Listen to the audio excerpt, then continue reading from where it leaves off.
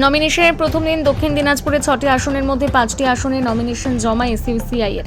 এদিন বালুরঘাটে 4টি আসনে এবং বুনিয়াদপুর একটি আসনে নমিনেশন জমা দেয় এসইউসিআই প্রার্থীরা।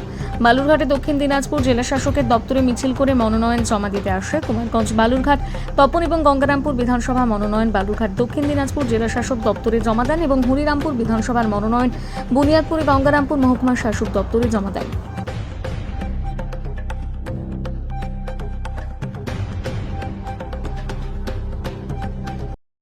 নমিনেশন সাবমিট করতে যাচ্ছি আগামী বিধানসভা নির্বাচনের জন্য। কি হবে আশা করছেন? আমাদের লড়াই আন্দোলনের দল, আমরা আশা করছি লড়াই আন্দোলনকে যেভাবে শক্তিশালী করবার জন্য জনসাধারণ আমাদের পাশে থাকে, আমাদের পাশে সেইভাবেই বিধানসভার নির্বাচনে সাধারণ মানুষ আমাদের সাথে আছে।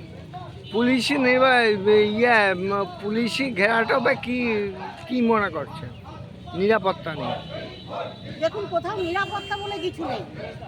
ফলে এই ধরনের নিরাপত্তা যদি থাকতোই তাহলে বিচার ব্যবস্থাতেই তো আরজিকর সহ যে ঘটনাগুলো ঘটছে তাতে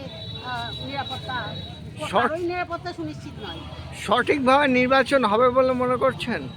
আমরা আশা করছি সঠিকভাবে হোক, কিন্তু সঠিকভাবে হওয়ার জন্য যা যা ব্যবস্থা পদক্ষেপ নেওয়া দরকার তা নির্বাচন কমিশনকে নিতে হবে। Thank you. আপনার নাম? নমিতা মহন্ত।